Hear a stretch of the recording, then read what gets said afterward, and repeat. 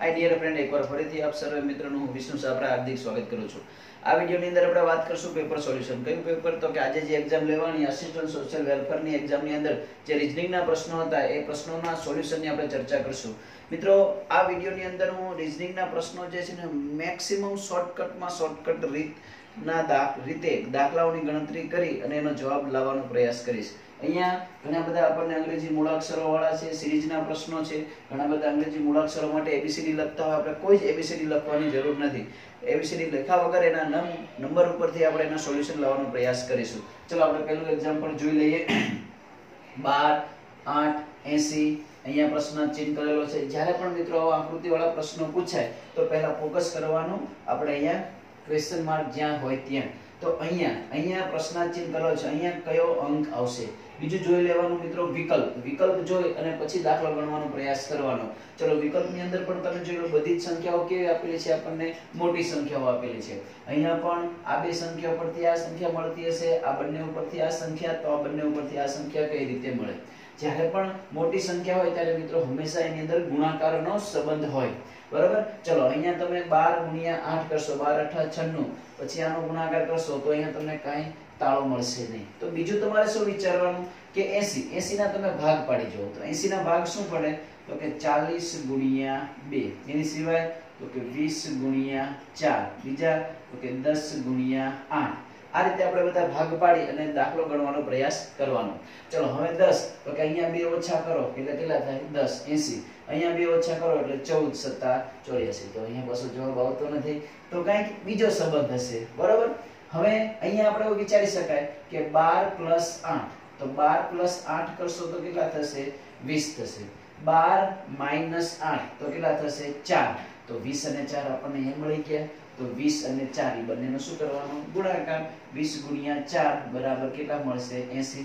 તો આપણને નીચેનો જવાબ મળી ગયો। તો હવે જોઈ લેવાનું કે આની અંદર એવો જ સંબંધ છે, તો કે હા જોઈ લઈએ। ચલો હવે 16 પ્લસ કેટલા કરવાના 7, તો 16 + 7 તમે કરશો તો કેટલો જવાબ મળશે તમને 23 જવાબ મળશે।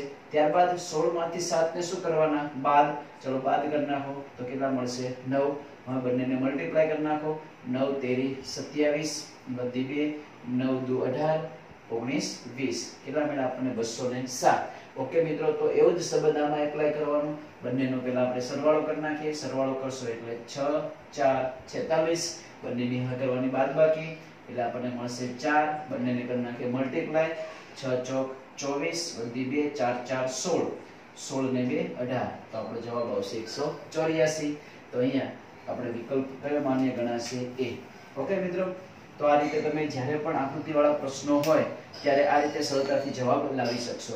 બીજું હવે એવો જ પ્રશ્ન આપણને નીચે આપેલો છે, તો પેલા પ્રશ્નાર્થ ચિહ્ન ક્યાં કરેલો છે જો, તો અહીંયા પ્રશ્નાર્થ ચિહ્ન છે। તો હવે આપણે એવું વિચારી શકાય કે આ બંને સંખ્યા પરથી આ સંખ્યા આવતી હોય, આ બંને ઉપરથી આ આવતી હોય, ક્યારેક એવું પણ હોય કે આ બંને ઉપરથી આ સંખ્યા મળતી હોય, બરાબર।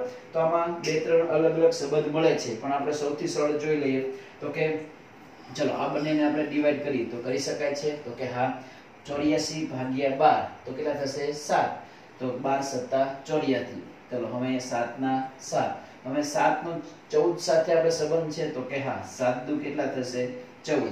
જો શું કર્યું ધ્યાન રાખો, 84 ભાગ્યા કેટલા કરવાના 12, 84 ભાગ્યા 12 એટલે કેટલા મળે 7। ચલો એવી જ રીતે હવે અહીંયા 81 / 9, તો 81 / 9 એટલે કેટલા આવશે 9, 9 ને કેટલા વડે ગુણવાના 2 વડે, 9 દુ 18 મળી ગયો સંબંધ। તો 88 ભાગ્યા કેટલા કરીશું આપણે 11, 88 ભાગ્યા 11 કરો એટલે કેટલા મળશે 8, 8 ગુણ્યા કેટલા કરવાના 2, 8 દુ ને 16, તો આપણો જવાબ આવશે 16A, બરાબર। બંનેમાં આપણને એ જ મળશે। ત્યારબાદ આપણે ત્રીજો પ્રશ્ન જોઈ લઈએ। ત્રીજા પ્રશ્નની અંદર મિત્રો આપણને શું કરેલું છે એબીસીડી લખેલી છે। એબીસીડી ની અંદર આપણને A થી Z સુધી ના નંબર જો આપણને ખબર હોય A થી Z સુધીના, તો દાખલો આપણે સરળતાથી ગણતરી કરી શકીએ છીએ। અહીંયા ABCD માં ધ્યાન રાખવાનું, A બરાબર 2 આપેલા છે, M બરાબર 26, Z બરાબર 52, તો BET બરાબર કેટલા। ચલો સાવ સિમ્પલ જ છે, BET બરાબર પ્રશ્ન ચિહ્ન। હવે A નો નંબર આપણે 1 નહીં લેશું, A નો નંબર કેટલો લેશું 2, M નો નંબર ખરેખર 13 છે, તો એનો આપણે કેટલો લેવો પડે 26, જો મિત્રો તમને આના નંબર યાદ હોય તો કોઈ જ એબીસીડી લખવાની જરૂર પડે નહીં. હું આ ચેનલની અંદર રીઝનિંગ અને મેથ્સના વિડીયો અપલોડ કરું છું મિત્રો. જે પણ મિત્રોને જે આ ચેનલ સબસ્ક્રાઇબ કરવાની બાકી હોય એ જરૂરથી એને સબસ્ક્રાઇબ કરી નાખજો, એક લાઈક કરજો અને જરૂરથી જો તમને ગમે તો શેર કરજો. હું કોડિંગ ડીકોડિંગ નો જ્યારે ચેપ્ટર અપલોડ કરું ત્યારે A થી Z સુધીના બધા જ અંકોના તમને મિત્રો નંબર યાદ લખાઈ દઈશ. દાખલા તરીકે જો અહીંયા A નો નંબર તો તમને યાદ રહે, M નો નંબર યાદ રાખવો હોય તો આ M જે છે એને આમ ફેરવો, આમ ફેરવશો એટલે તગડો થઈ જશે, આગળ મૂકી દો 1, તો M નો ક્રમ કેટલો થાય 13, 13 દુને 26. તો દરેકના ક્રમમાં ડબલ કરેલા છે. Z નો નંબર થાય 26, 26 દુ 52. તો આપણે પણ અહીંયા એનો ક્રમ લખી નાખીએ. B નો નંબર 2, E નો નંબર 5. E નો નંબર તમારે યાદ રાખવો હોય તો અહીંયા કાઢી અને અહીંયા લીટો કરી નાખો એટલે કેટલા બની ગયા 5. T એટલે 20 20 યાદ રાખવાનું, એના ઉપરથી એનો નંબર કેટલો થાય 20. હવે ધ્યાન રાખજો મિત્રો કે આપણે ક્રમ આના વાસ્તવમાં જે ક્રમ છે 1 થી 26 એ લીધા છે, પણ ખરેખર આપણે એના ક્રમના શું કરવાના છે ડબલ. તો અહીંયા 2 ના કેટલા કરી નાખશું 4, 5 ના 10, 20 ના 40. હવે બધાનો સરવાળો કરી નાખો એટલે આપણે 50 ને 4 54. તો આપણો જવાબ આવશે મિત્રો B, 54 જવાબ આવશે. ઓકે, ચલો એવો જ પ્રશ્ન આપણને હજી અંગ્રેજી મૂળાક્ષર વાળો નીચે આપેલો છે. ABCD માં A થી Z 1 થી 26 નંબર. જો અહીંયા આપણને A નો નંબર 2 આપેલો હતો અને Z નો નંબર 52. અહીંયા આપણને કીધું કે A થી Z માં 1 થી 26 નંબર લેવાના છે.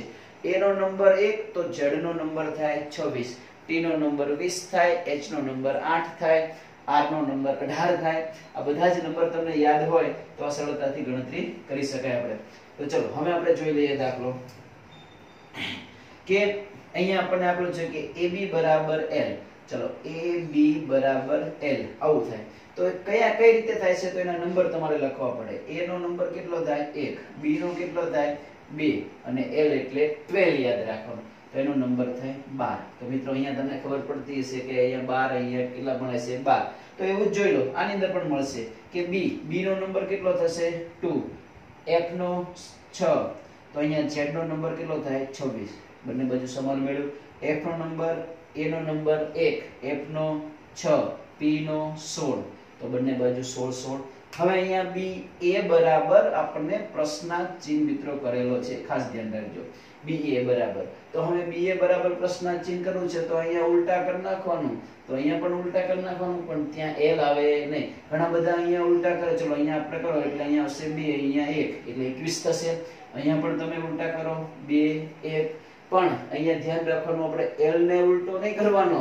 અહીંયા શું જોવાનું, L નો ક્રમ 12 હતો તો આપણે 21 નંબરના ક્રમ ઉપર કોણ આવશે તો કે મિત્રો U આવશે. બરાબર, તો આપણો જવાબ આવશે એની અંદર U આવશે. શું જવાબ આવશે U. ત્યારબાદ નીચે પણ આપણને અંગ્રેજી મૂળાક્ષર વાળો જ પ્રશ્ન આપેલો છે. ચલો એનું પણ આપણે સોલ્યુશન કરી નાખીએ. હવે પ્રશ્ન હું મિત્રો અહીંયા ઉપર લખું છું VK7T વચ્ચે પ્રશ્નાર્થ ચિહ્ન આપણને કરેલો છે. ત્યારબાદ E14P B19N. ચલો હવે આ પણ દાખલાનું તમારે સોલ્યુશન કરવું હોય તો એ પણ તમે સરળતાથી કરી શકો એના ક્રમ ઉપરથી. જો ફટાફટ એના ક્રમ આપણને યાદ હોય. N નો નંબર 14 થશે મિત્રો. V નો નંબર, ચલો 5 ના તો વચ્ચે 5 જ આપણે રાખીશું. V નો નંબર થશે 22, K નો નંબર 11, T નો 20, E નો 5, P નો 16, B નો નંબર 2 અને N નો 14. ઓકે, તો વચ્ચે પ્રશ્નાર્થ ચિહ્ન કરેલો છે ત્યાં મિત્રો આપણને 3 મળશે. 2 અંગ્રેજી મૂળાક્ષરો મળશે અને એક સંખ્યા મળશે. બરાબર, તો પહેલા આપણે જોઈ લઈએ મૂળાક્ષરો કયા આવશે. તો મૂળાક્ષરોમાં આપણે જોતા જઈએ કે અહીંયા શું છે 14. 14 ઉપરથી કેટલા મળે છે 11 એટલે કેટલા ઘટે છે તો કે -3 ઘટે છે. ચલો હવે અહીંયાથી આપણે અહીંયા કયો આવશે ખબર નથી. ચલો હવે પછી અહીંયાથી મિત્રો અહીંયા નંબર આવશે. હવે અહીંયાથી નંબર આવે છે આ, તો અહીંયા પણ શું થાય છે 3 નો ઘટાડો થાય છે. તો અહીંયા પણ આપણે મિત્રો 3 નો શું કરવો પડશે ઘટાડો જ કરવો પડશે. કેમ કે 14 માંથી કેટલો પહેલો અક્ષર આવશે 11 નંબરનો. 11 નંબરમાંથી અહીંયા આપણે લેવાનો છે, આપણને ખબર નથી. પછી અહીંયા 5 માંથી આવે છે બીજા નંબરનો એટલે 3 નો જ ઘટાડો. તો આપણે અહીંયા પણ મિત્રો 3 નો જ ઘટાડો કરવો પડશે. ચલો 11 માંથી તમે 3 ઘટાડશો એટલે કેટલા મળશે 8. તો હવે અહીંયા આપણે 8 મળશે. તો 8 નંબર ઉપર ચલો 8 નંબર કોનો થશે H નો. બરાબર, H નો તમારે નંબર યાદ રાખવો હોય તો h અહીંયાથી જોઈન્ટ કરો, અહીંયાથી જોઈન્ટ કરો, કેટલો નંબર થશે 8. ચલો સરસ. હવે આપણે બીજો મૂળાક્ષર જોઈ લઈએ, લાસ્ટ વાળો. તો અહીંયા 22, અહીંયા કેટલા આવે છે 20, તો એમાં શું થાય છે 2 નો ઘટાડો થાય છે. લાસ્ટમાં પણ આપણે જોઈ લઈએ 16, 14, કેટલાનો ઘટાડો થાય છે 2 નો. તો મિત્રો અહીંયા પણ જે નંબર આવતો હશે એમાં પણ કેટલાનો ઘટાડો થતો હશે 2 નો, અહીંયા પણ 2 નો થતો હોવો જોઈએ. ચલો હવે આપણે t માંથી તમે મિત્રો 2 ઘટાડશો એટલે આવશે 18. તો કે 18 નંબર ઉપર આપણને શું મળશે તો કે r. તો લાસ્ટમાં જે 18 નંબર ઉપર આવે શું આવશે r આવશે. હવે તમે જો કે અહીંયાથી 18 નંબરનો આવશે, એમાંથી 2 ઘટાડો એટલે 16 નંબરનો શું આવે p આવશે. ચલો હવે આપણે પ્રથમ અંક અને લાસ્ટ આ બંને મૂળાક્ષરો મળી ગયા. વચ્ચેની સંખ્યા જોવી હોય તો 5 માં કેટલા ઉમેરવાના 2 એટલે કેટલા આવે 7. હવે 7 માં તમે 2 ઉમેરો તો 9, 9 માં 2 ઉમેરો તો પાછા અહીંયા 11, ત્યાં 11 મળતા નથી, ત્યાં કેટલા મળે છે 14. તો હવે અહીંયા સંબંધ જોવો પડે.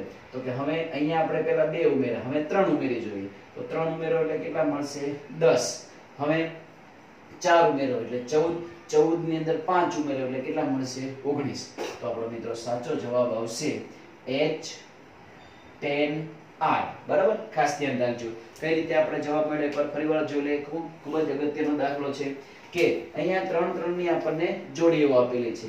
તો n માંથી મિત્રો 3 મૂળાક્ષરો ઘટાડવાના, પછી એમાંથી 3 ઘટાડો એટલે h માંથી 3 ઘટાડો એટલે e માંથી 3 ઘટાડો એટલે b. પછી વચ્ચેની સંખ્યા લેવા માટે શરૂઆતમાં 2 ઉમેરવાના, પછી 3 ઉમેરવાના, પછી 4 ઉમેરવાના, પછી 5 ઉમેરવાના. એ જ રીતે લાસ્ટમાં જવા માટે 2 ઘટાડવાના, 2 2 2. આ રીતે આપણને જવાબ સરળતાથી મળી જશે. ઓકે, ચલો હવે મિત્રો આપણે ટકાવારીનો જે પ્રશ્ન છે એ આપણે જોઈ લઈએ. એ પહેલા એક આમાં પણ એક સરસ પ્રશ્ન પૂછાણો હતો કે 12. 10મો પ્રશ્ન આપણે જોઈ લઈએ કે 80 ના કેટલા ટકા 95 થાય છે. 80 ના કેટલા ટકા 95 થાય છે. મિત્રો આ દાખલો ગણવાની કોઈ જરૂર છે નહીં. કેમ તો કે તમે ઓપ્શન ઉપરથી જો તો તરત એનો જવાબ તમને ખબર પડી જાય એવું છે. થોડુંક આપણે ટકાવારી વિશે બેઝિક જોઈ લઈએ કે જો કોઈ વિદ્યાર્થીને 80 માંથી 80 ગુણ આવે તો આપણે કેટલા ટકા કહીએ 100% કહીએ. Very good. 80 માંથી એને પૂરેપૂરા 80 આવે તો આપણે જે વિદ્યાર્થીએ 100% માર્ક્સ મેળવ્યા. ધારો કે 80 માંથી એને 40 જ ગુણ આવતા હોય તો આપણે અડધા એટલે કેટલા ટકા કહેવાય 50% કહેવાય. બરોબર. પણ હવે મિત્રો સંખ્યાની સરખામણી કરવાની હોય, ખાસ ધ્યાન રાખજો. 80 એ 80 ના કેટલા ટકા કહેવાય 100% કહેવાય. પછી 40 એ 80 ના કેટલા કહેવાય તો કે 50%. બરાબર. 20 એ કેટલા કહેવાય 25%. પણ હવે તમને એવું કીધું હોય કે 100 ને બીજી સંખ્યા કીધી હોય મોટી તો કે 100 એ 80 ના કેટલા ટકા કહેવાય. તો મિત્રો 100 સંખ્યા જે 80 કરતા કેટલા મળે છે આપણને વધારે મળે છે. તો 100% કરતા પણ વધારે આવતા હોય એટલા ટકા આપણે કહીએ. તો બીજું હવે અહીંયા આપણને કીધું છે કે 80 ના કેટલા ટકા 95 થાય. તો 80 ના તમે 80 લો તો 100% તો થઈ ગયા, પણ એના કરતા વધારે સંખ્યા કીધી છે 95, એટલે ટકાવારી પણ શું હોય 100 કરતા વધારે. જો હંમેશા ગુણ જે રહ્યા ને એ 100% કરતા વધારે ન આવે, પણ સંખ્યાની સરખામણી, વ્યક્તિનો પગાર, એક વ્યક્તિ કરતા બીજા વ્યક્તિનો પગારમાં વધારો, આ 100% કરતા વધારે હોઈ શકે. ધ્યાન રાખજો 200%, 400%. તો હવે અહીંયા 100% કરતા વધારે કયો ઓપ્શન આપણને આપેલો છે બી. તો બી આપણો શું આવશે જવાબ આવશે. છતાં પણ જો આપણે દાખલાની ગણતરી કરવી હોય તો જોઈ લઈએ, ગણતરી પણ કરી નાખીએ કે 80 ના કેટલા ટકા. તો ચલો ફટાફટ ધ્યાન રાખજો. 80 ના કેટલા ટકા તો કે x% બરાબર કેટલા થાય છે 95, 95. ચલો હવે ટકા છે તો નીચે કેટલા મૂકીશું આપણે 100, છેદમાં સામે ક્યાં આવી જશે અંશમાં 95 ગુણ્યા 100 છેદમાં 80. 0 0 4 5 બે નો ગુણાકાર કરી નાખો. 5 5 25 ઉપર વધી 2, 9 5 45 ને 2 47 છેદમાં 4. બંનેનો ભાગાકાર કરો. હવે 4 એકા 4 ઉપરથી નીચે ઉતરો 7, 4 એકા 4 3 વધ્યા, નીચે 5 એટલે 8 ચોક 32, 3 વધ્યા, પોઈન્ટ લગાડવો પડશે 0, 7 ચોક 28, 2 એટલે 5 ચોક 20. આપણો જવાબ આવશે 118.75. બરાબર. આ રીતે સરળતાથી તમે એનો જવાબ લાવી શકાય છે. હવે નીચે આપણને એવો જ પ્રશ્ન આપેલો છે, ટકાવારીનો જ પ્રશ્ન છે. જોઈ લે કે 2 ને 75 પૈસાના કેટલા ટકા 10 પૈસા થાય. તો 2 ને 75 પૈસા, તો આ રૂપિયામાં આપેલું છે અને પૈસા, તો ટોટલ પૈસા કેટલા થાય આપણે જોઈ લઈએ. તો 1 રૂપિયો એટલે 100 પૈસા, 2 રૂપિયા એટલે 200 પૈસા અને ઉપર 75 એટલે 275 પૈસાના કેટલા ટકા? 10 પૈસા થાય. તો હમણાં દાખલો ગણ્યો એમ જ તે એના x ટકા બરાબર 10 પૈસા બરાબર 10. ચલો હવે આપણે અહીંયા ટકાવારી કાઢ નાખો. નીચે કેટલા આવશે? 100 છેદમાં સામે ક્યાં વહી જશે? અંશમાં. તો કે 100 ગુણ્યા 10 છેદમાં 275. ઘણા બધા શું વિદ્યાર્થી મિત્રો કરતા હશે કે ફટાફટ આનો ગુણાકાર 1000 મૂકી દે. ભાઈ એ રીતે કોઈ દિવસ ગુણાકાર કરવાનો નહીં. બને ત્યાં સુધી એના ભાગ પાડેલા હોય એમનામ જ રાખવાનું. ચલો 25 નો ઘડિયો આવડે. 25 ચોકું 100, 25 દાન 250, પણ 11 વડે ચાલે. 25 11 275. ચલો હવે ક્યાંય છેદ ઉડશે નહીં, તો 40 ના છેદમાં 11. આવો ઓપ્શનમાં જવાબ આપણો હતો નહીં, તો મિશ્ર સંખ્યામાં ફેરવી નાખો. 11 ના 11, 11 તેરી 33, ઉપર કેટલા મળશે? 7. 3.7 11 અંશ એ આવશે આપણો જવાબ. ચલો હવે આપણે નેક્સ્ટ આગળ બીજો દાખલો જોઈ લઈએ. લોહી સંબંધી આપણને પ્રશ્ન જે હતો એની અંદર આપણને પૂછી નાખેલો હતો કે f a નો ભાઈ છે. જ્યારે પણ મિત્રો લોહી સંબંધી પ્રશ્નો પૂછે, નાનો એવડો ચાર્ટ દોરી નાખવાનો. જો લોહી સંબંધી પ્રશ્નોની અંદર પણ ધ્યાન રાખજો કે તમને લોહી સંબંધી જે પ્રશ્નો જે છે એમાં સંબંધ બધા ખબર હોવી જોઈએ. હું માત્ર એક તમને નાનો એવડો પ્રશ્ન પૂછું, તમે મને કોમેન્ટ બોક્સની અંદર એનો જવાબ લખીને આપજો કે તમને એવો પ્રશ્ન કર્યો હોય કે સામે ઊભેલી એક સ્ત્રી છે, સામે ઊભેલી સ્ત્રી આ ભાઈઓ માટે, અને એક પુરુષ કહે છે, પુરુષ સામે ઊભેલી સ્ત્રીને કહે છે કે તે મારી સાસુની એકમાત્ર દીકરી છે. તો એ સ્ત્રી એ પુરુષની શું થાય? બરાબર. તો આવા પ્રશ્નો જે ખાસ એની અંદર પૂછી નાખતા હોય છે. જરૂર આનો જવાબ ચોક્કસ તમે મિત્રો લખીને આપજો, હું તમને રિપ્લાય કરીશ. ચલો હવે આપણે આ પ્રશ્ન જોઈ લઈએ. હવે એની અંદર આપણે જો યાદ રાખવાનું કે જ્યારે પણ એને સમકક્ષ એની ઉંમરનો હોય તો પેરેલલ દર્શાવવાનું, નાનો હોય તો નીચે, મોટી ઉંમરના હોય તો ઉપર, પેઢી દર્શાવવાની. ઓકે. ચલો બીજું એક ધ્યાન રાખશું આપણે, જો સ્ત્રી હોય તો એના માટે રાઉન્ડ કરશું યાદ રાખવા માટે, પુરુષ હોય તો ચોરસ કરશું, કારણ કે સ્ત્રી હંમેશા કંટ્રોલમાં રાખવા માટે આપણે એને રાઉન્ડમાં રાખવી જોઈએ ને. ચલો હવે આપણે જોઈ લઈએ કે f a નો ભાઈ છે. ચલો f શું છે? a નો ભાઈ. તો આ f કોનો ભાઈ છે? a નો. એનો મતલબ f શું હશે? પુરુષ. ઓકે. હવે આ એનો ભાઈ છે, તો પુરુષ આ a જે રહ્યો એ સ્ત્રી કે પુરુષ આપણે કહી શકીએ. આ ભાઈ છે આનો, આ એની બહેન પણ હોઈ શકે, એનો ભાઈ પણ હોઈ શકે. ત્યારબાદ c a ની દીકરી છે. ચલો c જે છે એ a ની દીકરી છે. ચલો દીકરી એટલે આપણે શું કરવું પડશે? રાઉન્ડ કરવો પડશે. ચલો આ એના પિતા પણ હોઈ શકે, માતા પણ હોઈ શકે, ધ્યાન રાખજો. આગળ k f ની બહેન છે. ચલો k જે છે ઈ કોની બહેન છે? f ની.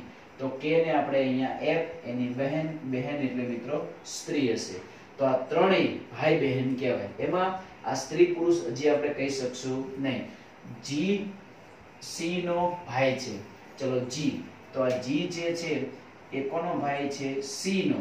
તો આ બંને ભાઈ બહેન છે, ચોક્કસ આપણે કહી શકાય, કારણ કે હવે આનો ભાઈ હોય તો આનો શું હશે? આ પુત્ર હશે. તો હવે પ્રશ્ન આપણને કર્યો છે કે g ના કાકા કોણ છે? તો g ના કાકા, ચલો g ના કાકા, તો હવે અહીંયા g ના કાકા જે રહ્યા એ મિત્રો ખાસ ધ્યાન રાખજો. કાકા એટલે એના પિતાનો ભાઈ. તો આના પિતા આ છે, પણ એ પિતા આપણે ચોક્કસ ન કહી શકાય, માતા પણ હોઈ શકે. બરાબર.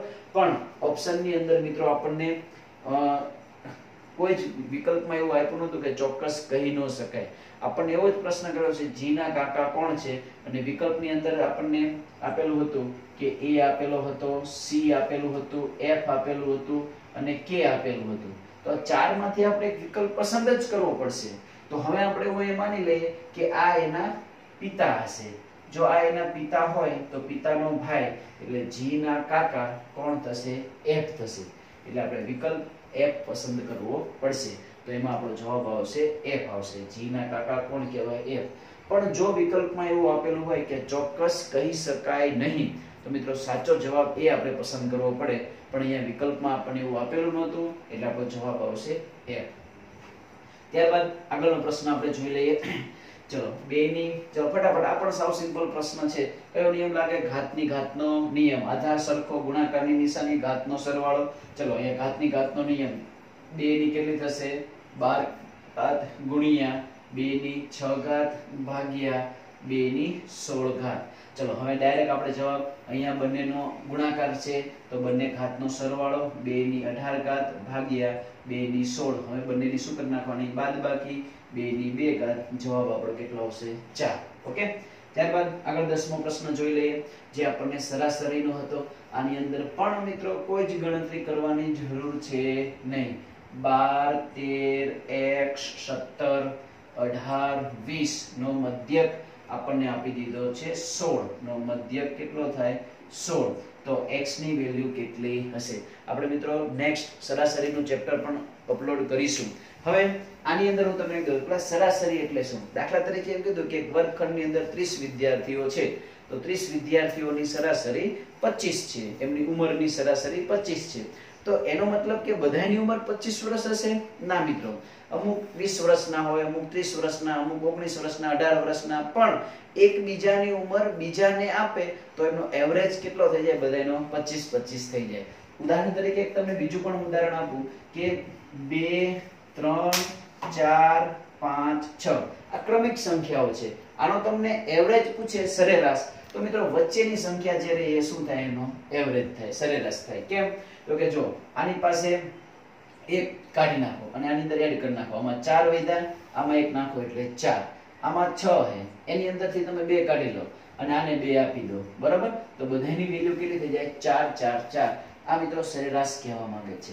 તો જ્યારે ક્રમિક સંખ્યાઓ હોય, બેકી સંખ્યા ક્રમિક હોય, ગમે હોય, તમે સરળતાથી જવાબ આપી શકો.